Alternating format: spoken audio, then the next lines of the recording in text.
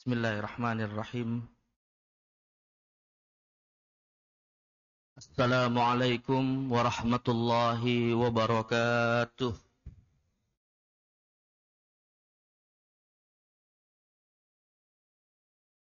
Alhamdulillahi rabbil alamin. Alhamdulillahilladzi bi ni'matihi tatimmus shalihat. Wassalatu wassalamu ala man ba'athahu rahmatan lil alamin. Sayyidina wa habibina wa qurrati a'yunina wa imamina wa qaidina wa syafi'ina wa maulana Muhammadin wa ala alihi wa sahabatihi wa man sara ala nahjih wastanna bi sunnatihi wa iqtafa asarahu ila yaumiddin, amma ba'd. Hadirin Bapak Ibu jamaah kaum muslimin yang dimuliakan Allah Subhanahu wa taala. Alhamdulillah, puja dan puji syukur marilah kita senantiasa panjatkan kehadirat Allah Subhanahu wa taala pada kesempatan di siang hari yang insyaallah penuh keberkahan di bulan Rabiul Awal ini.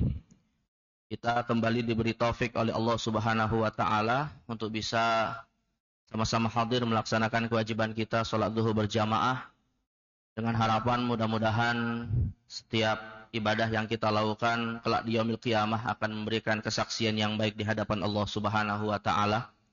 Untuk kita berharap mendapatkan ridhonya dan juga kita berharap mudah-mudahan Allah takdirkan kita semua menjadi ahli surganya. Amin ya rabbal alamin. Salawat salam juga mari kita sampaikan pada Sayyidil Mursalin wa khatamin nabiyyin nabiyuna Muhammad sallallahu alaihi wasallam, pada keluarga beliau, pada para sahabat ridwanullah alaihim, dan pada kita semua umatnya. Jemaah sekalian yang dimuliakan Allah Azza wa Jal, pada kesempatan di siang hari ini kita akan kembali melanjutkan kajian atas seri fikih keluarga, di mana tema hari ini sebenarnya apa yang ada di slide tadi kurang tepat Pak ya. Artinya maksudnya kita hari ini belum membahas, ada sedikit kekeliruan.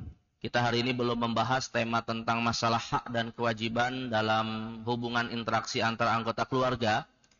Tapi hari ini kita masih akan membahas persoalan tentang beberapa jenis pernikahan yang problematis atau yang bermasalah, apakah dalam kacamata syariat Islam ataupun dalam konteks hubungan sosial antar manusia. Saya belum tambah Pak ya slide-nya ya, PowerPoint-nya. Jadi hari ini kita akan membahas tema fikih jenis pernikahan yang sebenarnya cukup menimbulkan polemik jemaah sekalian, yaitu terkait dengan nikah sirri. Jadi hari ini kita akan membahas tema yang agak gerah-gerah panas ini Pak, yaitu nikah sirri. Lihat Pak ya. Terkait dengan masalah nikah sirri ini jemaah sekalian, sebelum kita masuk kepada pembahasannya, kenapa kita jadikan pembahasan seputar nikah sirri ini jemaah sekalian menjadi salah satu jenis pernikahan yang problematis.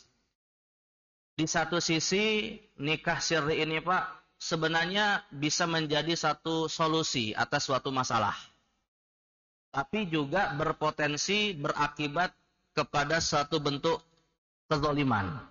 Ya. Sebagaimana nanti kita akan bahas juga hakikat dari nikah sirri ini Pak, rupanya definisi dalam kitab-kitab klasik itu tidak sama dengan apa yang dipahami oleh masyarakat khususnya di Indonesia hari ini konteksnya.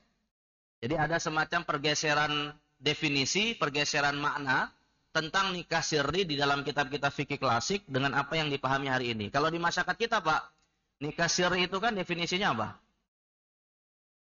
Nikah yang sah secara agama tapi tidak tercatat dalam catatan sipil gitu kan. Padahal Pak di dalam kitab-kitab fikih nikah sirri itu sudah ada. Dan nggak ada kaitannya dengan catatan sipil Pak. Gitu ya. Bahkan Nabi Muhammad dan para sahabat pun kalau dalam definisi nikah sirri hari ini ya semuanya nikah sirri Pak. Ada di sini Pak yang pernah melihat buku nikahnya Nabi Muhammad? Ya kan nggak ada. Berarti kan kalau dalam definisi hari ini masuk kategori nikah sirri kan. Tapi rupanya dalam kitab-kitab fikih Pak, nanti akan kita sebutkan ya, istilah nikah siri itu sudah dikenal. Bahkan ada dalam satu hadis yang diriwayatkan oleh Imam Baihaqi. Nah, tapi sebelum kita masuk kepada masalahnya ya jemaah sekalian, makanya ini nanti saya akan sampaikan juga perlunya kita Pak memahami suatu konsep itu sesuai konteksnya. Ya, karena kalau kita salah meletakkan suatu konsep bukan pada konteksnya, pasti akan salah juga di dalam justifikasi hukumnya. Ya. Tapi sebelum saya masuk Pak, tadi saya disampaikan di awal, nikah siri ini problematis, di satu sisi bisa menjadi solusi, tapi di sisi yang lain berdampak kepada satu kezaliman. Ya. Dari sisi solusinya Pak, bisa jadi nikah siri ini menjadi solusi atas orang tua yang khawatir ya pada anaknya di era kebebasan bergaul saat ini Pak. Di era pergaulan bebas yang kita khawatir terhadap anak-anak kita, akhirnya Pak ada sebagian orang tua ya karena khawatir terjadi sesuatu, anaknya ini mungkin baru beberapa tahun setelah umur balik langsung dinikahkan.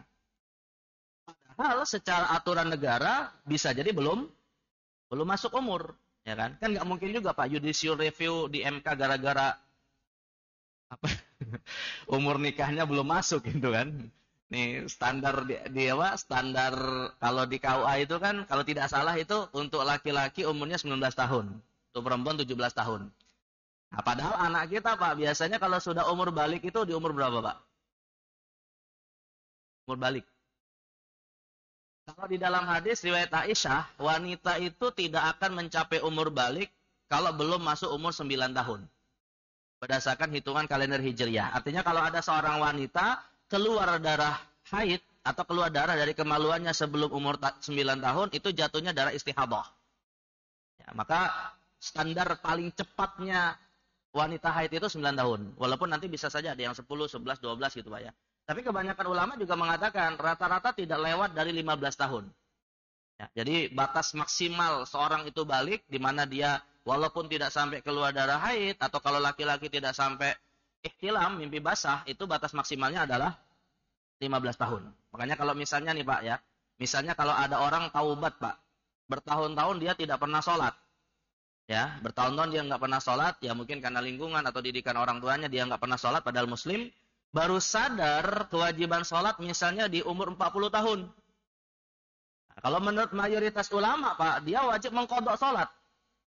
Ya, dari sejak dia umur balik. Nah pertanyaannya Pak, kalau umur orang sudah 40 tahun, ingat nggak kapan dia baliknya Pak? Coba, saya tanya di sini Pak. Ada yang pada tahu, ingat nggak kapan mimpi basah? Ada kan mungkin belum ada yang 40 tahun gitu kan? Nah makanya kemudian para ulama nanti mengatakan, bagi yang tidak tahu atau tidak sampai pada keyakinan kapan dia berumur balik, hitungan mengqadha sholatnya itu dimulai dari umur 15 tahun. Ya, jadi 15 sampai umur 40 tahun berarti berapa tahun tuh Pak? 25 ya. Nah 25 tahun dia mengqadha sholatnya. Nah, ini kalau kita bicara konteks dalam qadha sholat. Tapi yang ingin saya katakan Pak, umur 15 tahun itu batas maksimal seorang sudah dalam kondisi balik. Nah, hari ini kita misalnya sebagai orang tua khawatir nih, anak kita kemudian takutnya pergaulan bebas. Apalagi kemudian sampai kepada terjadinya zina, waliyadzubillah gitu. Akhirnya orang tua banyak yang menikahkannya, tapi karena belum masuk umur, solusinya apa? Nikah siri, gitu kan. Walaupun alhamdulillah Pak, negara kita nanti punya aturan. Ya, walaupun nikahnya awalnya siri, nanti kalau sudah masuk umur ada yang disebut dengan itsbat nikah. Ya, jadi tinggal diajukan saja ke pengadilan atau di KUA untuk ditetapkan legalitas pernikahannya. Ya. Tapi tentunya tidak perlu mengulangi akad ijab kabul lagi karena nikahnya sudah dilakukan. Jadi ada solusi nanti kalau misalnya ada yang nikahnya siri lalu ingin minta dicatatkan, nah itu seperti apa? Nah ini dari sisi solusinya Pak, dari sisi solusi atas problematika kekhawatiran terjadinya pergaulan bebas, yang mana salah satunya adalah dengan cara menikah, ya kan kata Nabi SAW, ya ma'syarasy syabab man istata'a minkumul ba'ah falyatazawwaj. Wahai para pemuda yang sudah mampu untuk menikah, hendaknya menikah karena tujuannya fa inna aghaddu lil basari wa ahsanu lil farji. Ya, karena bisa menjaga pandangan dan bisa menjaga kemaluan. Ya, tapi kalau misalnya hal itu belum bisa dilakukan, perbanyak puasa. Nah, itu. Jadi maka solusi dalam Islam untuk bisa menjaga syahwat yang bisa saja tidak terkendali itu dengan cara menikah. Tapi masalahnya tadi sekali lagi terkendala oleh batasan umur. Ya. Tapi di sisi yang lain Pak, nikah siri yang tidak dicatat dalam catatan sipil ini juga memiliki dampak negatif. Yaitu pihak yang berpotensi terzolimi adalah pihak wanita.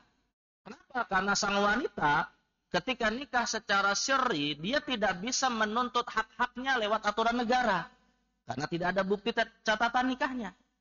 Ya, terkait dengan nafkah, seandainya suaminya tidak mau menafkahi, bagaimana dia bisa menuntut ke negara? Bahkan bisa nggak si wanita ini menggugat cerai misalnya Pak, padahal nggak tercatat oleh negara, nggak bisa.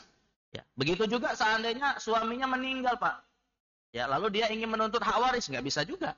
Contoh misalnya Pak, ya, contoh kasus ini Pak. Contoh kasus, biasanya nikah syar'i itu kan kadang dilakukan oleh banyak orang untuk nikah poligami kan. Ya, nikah yang kedua, ketiga, keempat, dan seterusnya Pak. Jadi ada seorang laki-laki Pak, dia punya istri dua, satunya tercatat, satunya syar'i. Ya, kalau istri yang tercatat, biasanya sih kalau ingin menuntut sesuatu bisa dia nanti lewat negara. Nah yang jadi masalah ini istri syar'i. Ketika suaminya meninggal Pak, ketika suami dari dua istri ini tadi meninggal, si istri yang tadi dinikahi secara syar'i, misalnya ingin menuntut dapat hak waris untuk dirinya dan anak-anaknya. Datanglah dia ke rumah suaminya, Pak. Yang di situ ada istri yang pertama. Kira-kira pertanyaannya, Pak, istri yang pertama ini mau nggak mengakui yang ngaku-ngaku sebagai istri kedua suaminya, Pak? Mau nggak ngakuin? Ya. Bahkan kalaupun sudah dikasih tahu pun tetap nggak mau ngakuin gitu Pak ya. Apalagi kalau nggak dikasih tahu gitu kan. Nah otomatis ya berpotensi, kan biasanya gini Pak, orang kalau meninggal hartanya itu kan biasanya dipegang oleh siapa? Kalau laki-laki meninggal, kan istri pertamanya kan rumahnya, kemudian semua apa namanya harta yang dimiliki suami termasuk buku rekeningnya dan seterusnya itu kan dipegang oleh istri pertama. Nah, ketika si istri kedua yang dinikahi syar'i ini kemudian datang ke rumah menuntut hak waris, Pak, lalu dia tidak bisa mendapatkan haknya, padahal dia istri sah dalam konteks agama, ya. Pertanyaannya, Pak, siapa dalam hal ini yang berpotensi mendapatkan dosa? Almarhum suaminya apa istri pertamanya? Siapa Pak kira-kira? Berpotensi dua-duanya, Pak. Berpotensi dua-duanya. Tapi dengan catatan, dua-duanya berdosa ya kalau suaminya sebelum meninggal sempat menginformasikan kepada istri pertamanya kalau dia punya istri syar'i.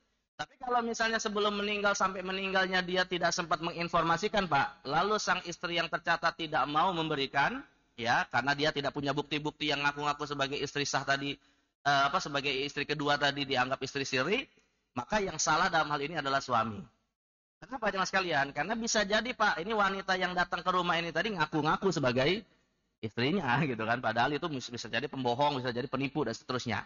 Nah, maka ini tadi yang jadi masalah, seandainya benar itu istrinya kan dia tidak bisa menuntut haknya karena tidak ada bukti catatan pernikahan. Tapi kalau misalnya Pak, sang suami ini sebelum meninggal sempat menginformasikan ya saat sakaratul maut misalnya gitu kan, ketika di atas pembaringan dia menginformasikan rahasia besarnya kepada istrinya, Pak. Dia bilang, mohon maaf yang ini saya ada rahasia besar. Dipikir istrinya, Pak, ini kayaknya ada warisan besar yang nggak pernah dikasih tahu. Jadi sebelum meninggal dia kasih informasi. Ini di sono tuh ada satu itu. Apa satu itu, Mas?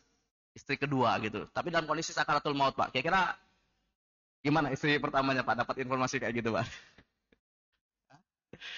Masih sempat marah-marah nggak itu, Pak? Padahal suaminya sudah sakaratul maut. Dicekik sekalian sampai mati gitu ya. Ya kalau istrinya marah Pak, lalu kemudian suaminya dicekik saya mati, dia malah nggak dapat hak waris.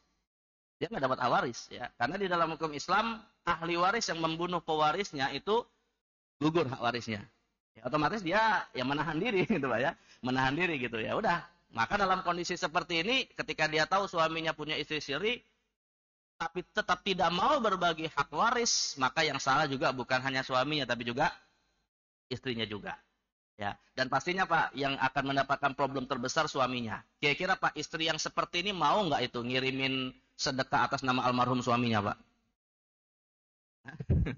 Apalagi kalau kita bicara, walaupun yang diperdebatkan Pak, ya misalnya bicara tentang tahlilan misalnya 7 hari 7 malam gitu kan, kirim doa, kirim pahala dan seterusnya. Mau nggak istrinya yang diperlakukan seperti ini, Pak? Ya nggak mau ya. Bahkan nanti bisa jadi istrinya akan ngajarin anaknya tuh, lihat tuh bapakmu yang nikah siri yang nggak bener itu. Akhirnya jadi anak durhaka waliyadzubillah. Nah, maka disinilah kita akan memahami nikah siri ini meskipun sah secara agama tapi memiliki dampak negatif yang besar terhadap hak-hak dari khususnya istrinya dan anaknya, dan termasuk juga suaminya akan terhitung sebagai suami yang zalim. Ya, jadi maka sekalipun misalnya ingin berpoligami, maka berpoligamilah dengan cara yang baik. Ya, sampaikan baik-baik, nikah dengan cara yang tercatat dengan yang baik dan seterusnya. Dan kita sebagai orang tua, Pak, dan kita sebagai orang tua juga jangan kemudian bermudah-mudahan menikahkan anak kita secara sirri, ya. Kecuali kalau memang tadi solusi yang pertama yang tadi kita sebutkan karena ada persoalan umur. Ya. Baik, ini yang membuat jemaah sekalian dua sisi inilah yang tadi saya katakan kenapa nikah sirri ini masuk kategori nikah yang problematis. Ya, di satu sisi bisa jadi solusi, tapi di sisi yang lain bisa berdampak negatif. Nah, sekarang kita masuk kepada teorinya, Pak. Ya, masuk kepada teorinya, di mana tadi saya katakan juga di awal, nikah sirri ini memiliki konteks yang berbeda. Kalau kita kemudian memahaminya dari aspek kitab-kitab fikih klasik, ya, lalu nanti kita bandingkan, Pak, dengan apa yang ada di dalam kompilasi hukum Islam sebagai hukum positif interaksi keluarga yang berlaku di negara kita. Nah, secara definisi, Pak, nah ini yang ingin saya tegaskan bahwa ada perbedaan nanti ya terkait dengan definisinya. Pertama adalah kita pahami dulu secara bahasa nikah sirri itu artinya apa, ya. Nah, jelas namanya nikah sirri itu artinya nikah yang dirahasiakan. Karena diambil dari kata sir yang artinya rahasia. Lawannya adalah jahar. Ya, makanya Nabi Muhammad SAW itu selama 13 tahun selama 10 tahun di Mekah, ya beliau kan tinggal di Mekah selama 13 tahun setelah jadi Nabi, Pak. 10 tahun dakwanya secara sirriyah, ya, secara rahasia. 3 tahun baru kemudian beliau memproklamirkannya secara terbuka. Nah, maka istilah sirri itu artinya secara bahasa rahasia. Namun ketika dinisbatkan kepada pernikahan, ya secara bahasa bisa kita katakan nikah yang dirahasiakan. Pertanyaannya, Pak, kalau nikah yang dirahasiakan itu maksudnya dirahasiakan dari siapa? Nah, ini yang jadi masalah juga. Maka kita akan memahaminya berdasarkan definisi istilah atau secara terminologis. Yang mana secara terminologis ini, jemaah sekalian, antara definisi di dalam kitab fikih klasik dengan apa yang ada dalam kompilasi hukum Islam ini agak berbeda, Pak. Di dalam kitab-kitab fikih klasik, nikah sirri itu nanti akan dikenal dengan dua definisi, dengan dua makna. Tapi sebelum kita masuk kepada maknanya, Pak, kita akan bacakan dulu nih hadis yang mengisyaratkan pernah adanya nikah sirri di masa Nabi Muhammad SAW. Meskipun hadis ini ada yang menilai dhaif, Pak, ya. Tapi setidaknya nanti kalau di dalam kitab-kitab fikih mereka mengakui ada yang namanya nikah sirri. Hadisnya diriwayatkan oleh Imam Baihaqi dalam kitab As-Sunanul Kubra, di mana hadis ini diriwayatkan dari sahabat Nabi yang bernama Ali bin Abi Thalib radhiyallahu anhu, dan diceritakan bahwa kata Ali bin Abi Thalib, anna Rasulullah sallallahu alaihi wasallam marra wa ashabuhu bi Bani Zuraiqin. Suatu hari Nabi Muhammad sallallahu alaihi wasallam itu pernah berjalan-jalan bersama dengan beberapa sahabatnya melewati satu perkampungan dari suku Bani Zuraiq. Ya. Nah, ketika beliau sampai, Pak, di perkampungan Bani Zuraiq ini, sami'u ghina'an wa la'iba. Nabi Muhammad SAW mendengarkan adanya suara-suara nyanyian dan juga beberapa permainan. Ya, artinya ada kegembiraan, ada acara pesta-pesta lah kayak gitu ya. Maka Nabi kemudian bertanya, "Mahaza? Ini ada acara apa ini ya?" Maka para sahabat mengatakan, "Nikahu fulanin ya Rasulullah." Ada acara pernikahan ya Rasulullah. Maka Nabi kemudian mengatakan, ya, mengomentari jawaban dari sahabat tadi, "Kamu ladinuh." Yang tadi menikah itu telah sempurna agamanya.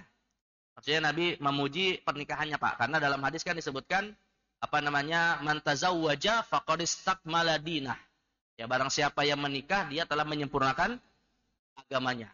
Sebab kita ini, Pak, diperintahkan untuk menjaga dua lubang di tubuh kita yang menjadi sebab potensi maksiat banyak dilakukan. Yaitu lubang mulut, maksudnya berbicara, dan lubang kemaluan. Dan menikah itu adalah solusi untuk bisa menjaga lubang kemaluan kita dengan melakukan atau menyalurkan syahwat seksual kita pada hal yang dihalalkan. Bahkan Nabi mengatakan wa fi buti ahadikum shadaqah, dan di dalam hubungan seksual yang halal itu termasuk sedekah. Nah, sudah pada sedekah, Pak, malam tadi? Nah, jadi maka Nabi katakan, faqad kamula dinuh, dia telah sempurna agamanya. Dan Nabi akhirnya mengatakan, Pak, hazan nikah las sifah. Pernikahan seperti inilah yang sempurna. Maksudnya diinformasikan, ada acaranya, masyarakat pada tahu. Bukan termasuk zina, karena dilakukan lewat pernikahan, wala nikahus sirri. Nah ini Pak, Nabi menyebut ada kata nikah sirri. Jadi adanya pernikahan yang di situ terdapat pesta-pesta yang otomatis diketahui oleh masyarakat. Kata Nabi, ini bukan nikah sir. Walaupun tidak didatangi penghulu, Pak, karena belum ada penghulu di zaman itu, Pak. Atau tidak dicatat, ya. Tapi sudah diketahui oleh masyarakat. Nah, maka Nabi mengatakan, hatta yusma'u duffun au yuradukhon. Pernikahan ini tidak termasuk nikah sir yang dirahasiakan sampai terdengar adanya suara duf, ya pukulan rebana, atau yuradukhon, atau sampai terlihat adanya asap. Maksudnya adanya undangan walimah makan-makan. Nah, jadi maka berdasarkan hadis ini bisa kita simpulkan, Pak, Nabi menyebutnya sebagai nikah yang bukan sir karena diketahui oleh masyarakat. Nah, akhirnya Pak, hadis ini disimpulkan oleh para ulama dengan dua makna. Apa sih yang dimaksud dengan nikah sir? Ya. Apa yang dimaksud dengan nikah sirri dalam konteks hadis ini? Makna yang pertama, jemaah sekalian, nikah sirri didefinisikan oleh para ulama, khususnya dari kalangan mazhab Hanafi, sebagai akad nikah yang tidak ada dua saksi. Jadi pernikahan yang ijab qabulnya itu ya hanya dihadiri oleh dua pihak saja. Mempelai laki-laki dan wali atas wanita. Tidak ada dua saksi. Ya. Jadi dua orang bersepakat menikahkan anak dari si wali. Nah, itu yang dimaksud dengan nikah sirri dalam pemahaman mazhab Hanafi. Ya. Nah, ini seperti disebutkan oleh Imam Al-Kasani dalam kitab Bada'i As-Sana'i fi Tartibi Syara'i, di mana beliau mengatakan nikahus sirri malam yahdurhu syahidan. Nikah sirri itu adalah nikah yang tidak dihadiri oleh dua saksi. Amma ma hadarahu syahidani fahuwa nikahu ala niyatin la nikahu sirrin. Adapun kalau nikah itu dihadiri oleh dua saksi, maka ini bukan nikah sir, tapi nikah alaniyah. Lawan dari nikah sir adalah nikah alaniyah, nikah yang dilakukan secara terbuka. Nah, berarti sekali lagi Pak, definisi nikah sir dalam pemahaman para ulama dahulu, khususnya mazhab Hanafi adalah nikah tanpa saksi. Ya. Ini definisi yang pertama Pak. Definisi yang kedua disampaikan oleh para ulama dari mazhab Maliki. Nikah yang ada saksi Pak, tapi saksi-saksi pernikahan itu diminta oleh dua mempelai atau diminta oleh mempelai laki-laki dengan walinya untuk menyembunyikan gitu Pak. Nikahnya secara rukun terpenuhi. Secara rukun terpenuhi Pak. Dua saksi ada, tapi ketika sudah akad ijab qabul, si mempelai laki-laki atau si walinya bilang kepada dua saksi, jangan beritahukan ke siapa-siapa kalau kita sudah melakukan akad nikah. Ini definisi kedua disampaikan oleh ulama dari mazhab Maliki seperti Imam Ibnu Arafah Ad-Dusuki Al-Maliki dalam kitabnya Hasyiatud Dusuki, di mana beliau mengatakan annahu ma umira syuhudu hinal aqdi bikatsmih. Jadi nikah sirri itu nikah yang atas perintah suami atau wali sebenarnya ya, untuk para saksi merahasiakannya setelah akad. Nah, berarti masuk nggak Pak? Dua definisi ini dalam konteks yang hari ini dipahami oleh masyarakat kita. Enggak. Jadi dulu definisi klasiknya nikah tanpa saksi atau nikah ada saksi namun tidak diinformasikan. Ya. Maka bagaimana hukumnya jemaah sekalian secara syariat Islam? Hukumnya secara syariat Islam untuk yang pertama jelas tidak sah. Karena saksi merupakan rukun nikah. Ya. Sedangkan kalau saksinya ada Pak, tapi diminta untuk tidak menginformasikan, nikahnya tetap sah. Hanya saja khawatirnya akan berpotensi timbul fitnah, dituduhlah keluarga itu melakukan kumpul kebo. Karena nggak ada yang tahu kalau mereka menikah. Nah, ini dasarnya adalah hadis Nabi riwayat Tirmizi, "A'linu hadzal nikah wadribu 'alaihi bid-dufuf." Ya. Umumkanlah nikah ini dengan adanya dua saksi dan pukullah karena sebabnya yaitu menggunakan duf, maksudnya mengadakan walimah. Maka berdasarkan hadis ini Pak, dua saksi sebagai rukun, memukul duf dalam bentuk walimah itu sebagai sunnah. Ya, maka bisa kita simpulkan nikah tanpa saksi tidak sah, tapi nikah dengan saksi namun tidak diumumkan itu sah tapi kurang afdol. Karena tidak ada walimah. Ini konteks ya nikah sir pada masa klasik. Tapi sekali lagi Pak, nikah seperti ini tidak lagi dipahami dalam konteks kekinian. Maka definisi nikah siri dalam konteks kekinian itu apa? Nah, ini saya kutipkan Pak definisinya dari Kamus Besar Bahasa Indonesia yang dipahami dalam konteks hari ini. Ya, yaitu nikah yang tidak tercatat oleh catatan sipil tapi menurut agama sah. Dalam KBBI dikatakan nikah sirri itu adalah pernikahan yang hanya disaksikan oleh seorang modin dan saksi. Modin itu apa Pak? Modin. Modin itu apa? Modin atau mudin biasanya. Jadi modin atau mudin itu Pak istilah untuk menyebut tokoh agama setempat yang biasanya akan diminta untuk mensolati jenazah, memandikan jenazah, termasuk menikahkan gitu ya. Mudin itu diambil dari kata ulumuddin, Pak. Maksudnya orang yang paham agama. Itu dalam konteks masyarakat terdahulu seperti itu. Jadi intinya nikahnya itu dihadiri oleh saksi dan mudin itu sifatnya semacam untuk memberikan ceramah nikah sebenarnya, Pak. Tapi ijab kabulnya tetap antara wali dengan pihak mempelai laki-laki. Ya, artinya secara agama sah lah gitu ya. Tapi tidak melalui kantor urusan agama. Tidak tercatat di KUA atau dalam catatan sipil. Nah, dalam KBBI dikatakan menurut agama Islam nikah seperti ini sudah sah. Ya. Jadi kesimpulannya Pak, nikah sirri itu adalah nikah yang sah secara agama, tapi tidak memiliki kekuatan hukum dalam konteks bernegara. Dan kita tutup jemaah sekalian, ya, kita tutup dengan saya akan bacakan Pak, biar lebih jelas lah gitu ya. Saya akan bacakan Pak isi dari kompilasi hukum Islam yang berlaku di KUA, nih yang mau nikah siri biar tahu nih aturannya Pak. Jadi dalam kompilasi hukum Islam itu Pak, ada pada pasal 5, 6, dan 7. Ya, di kompilasi hukum Islam. Jadi begini isi pasalnya Pak. Agar terjamin ketertiban perkawinan bagi masyarakat Islam, setiap perkawinan harus dicatat. Yang ayat kedua di pasal kelima, pencatatan perkawinan tersebut pada ayat ke-1 dilakukan oleh pegawai pencatat nikah sebagaimana yang diatur dalam Undang-Undang Nomor 22 Tahun 46 ya, junto Undang-Undang Nomor 32 Tahun 54. Nah, di pasal ke-6-nya Pak, untuk memenuhi ketentuan dalam pasal 5, setiap perkawinan harus dilangsungkan di hadapan dan di bawah pengawasan pegawai pencatat nikah. Pegawai KUA. Ya, ayat yang kedua, nah ini yang menjadi poin pentingnya nih, ayat kedua ini di pasal 6. Perkawinan yang dilakukan di luar pengawasan pegawai pencatat nikah tidak mempunyai kekuatan hukum. Artinya Pak, nanti yang akan berpotensi negatif adalah kalau ada anak yang lahir nggak bisa punya akte lahir. Ya, kalau ingin menggugat cerai nggak bisa gugat ke pengadilan agama. Kalau ingin menuntut nafkah yang tidak ditunaikan nggak bisa dituntut. Ya. Lagi Pak, kalau ingin mendapatkan hak waris ketika suami meninggal nggak bisa dapat hak waris lewat agama, lewat aturan negara. Kalau nggak bisa punya akte lahir Pak, berarti anaknya nanti nggak bisa punya KTP. Nggak bisa punya KTP berarti tidak bisa sekolah negeri. Nggak bisa juga punya SIM untuk punya motor dan mobil. Ya resiko nikah ini panjang ini Pak. Ya, resiko nikah ini panjang sekali. Jadi jangan dianggap sepele. Ya. Sekaligus Pak, kalau nggak punya akte lahir, nggak punya apalagi kakak, nggak punya SIM, nggak bisa nikah yang dicatat kalau nanti pas dia dewasa mau menikah.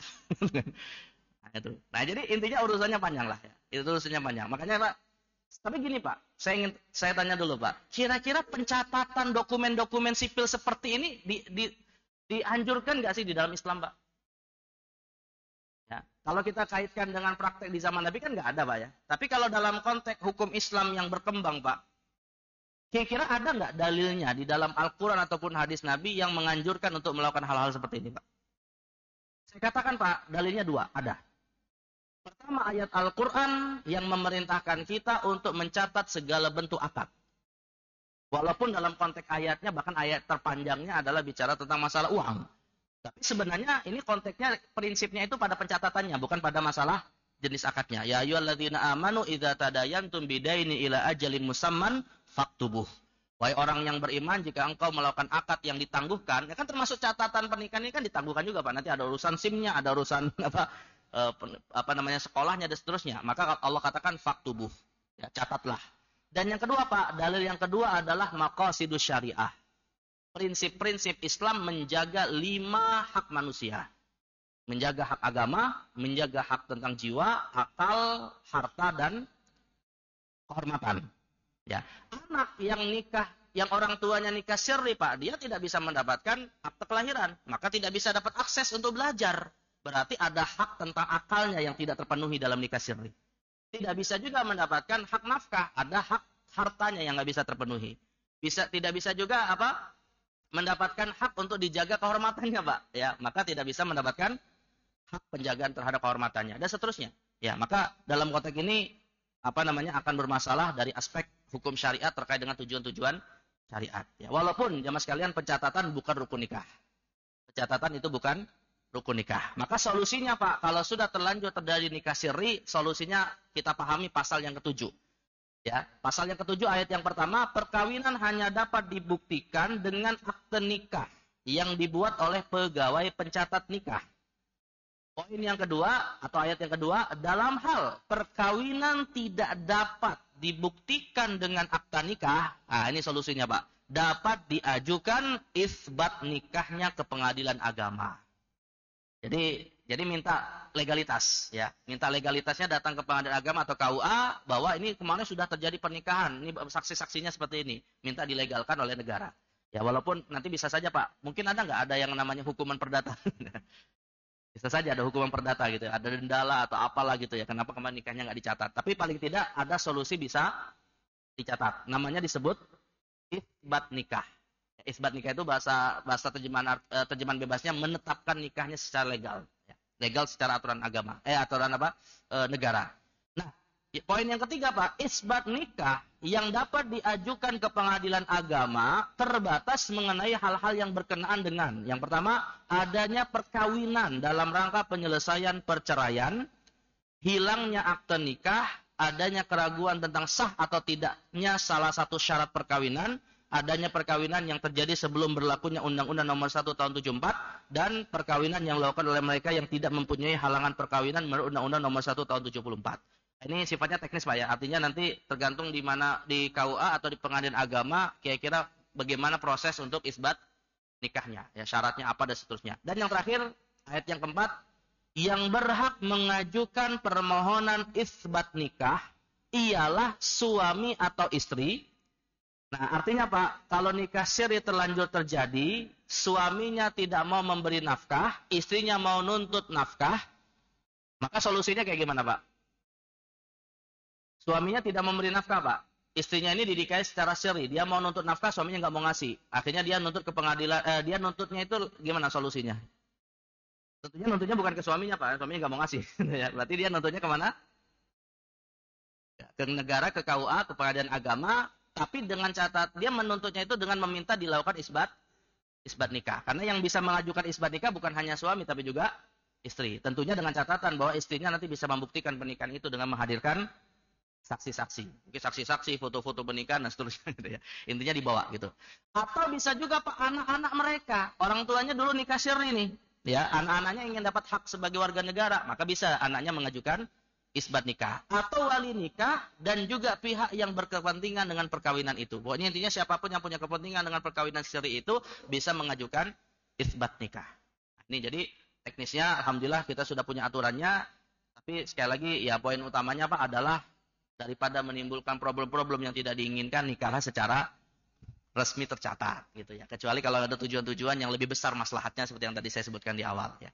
Baik, jadi sekali lagi inilah nikah siri dengan beragam problematikanya dalam konteks kehidupan kita hari ini di negara kita, khususnya di Indonesia. Bahkan, Pak, di negara-negara Islam lain di luar Indonesia pun sekarang juga sudah mulai memberlakukan aturan-aturan ini secara tegas gitu, Pak ya. Karena kalau tidak dicatat ada banyak dampak negatif dan kekhawatiran nikah-nikah yang liar bermasalah ya, karena negara tidak bisa ikut turun tangan untuk menyelesaikan problem sosial itu.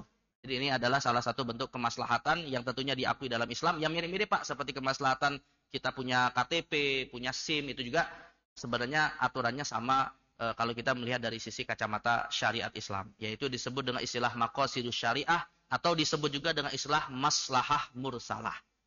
Ya, kemaslahatan yang tidak bertentangan dengan syariat Islam meskipun nggak ada di zaman Nabi, tapi sesuai dengan prinsip-prinsip ajaran Islam. Maka kita sebagai muslim pun harus taat dengan aturan seperti ini, karena selain kita taat kepada negara dan waliul amri, juga kita taat kepada maslahat yang ditetapkan oleh syariat kita. Baik, mungkin ini yang bisa saya sampaikan. Ya mas sekalian, Allah Subhanahu wa taala mudah-mudahan manfaat dan memberikan tambahan wawasan bagi kita, khususnya dalam konteks nikah siri. Nah, dan sekaligus peringatan, wahai para laki-laki yang nikah siri, bertaubatlah. Ya, isbatlah nikahnya di pengadilan agama, ya. Atau kalau ada yang mau niat nikah siri, ya hilangkan niat itu, ya. Kecuali kalau memang ada masalah besar yang ingin didapatkan.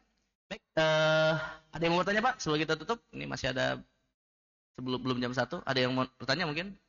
Atau problem-problem fikih pernikahan sebelumnya? Jelas? Ada pertanyaan? Kalau nanti nanyanya tentang siri, di luar forum aja.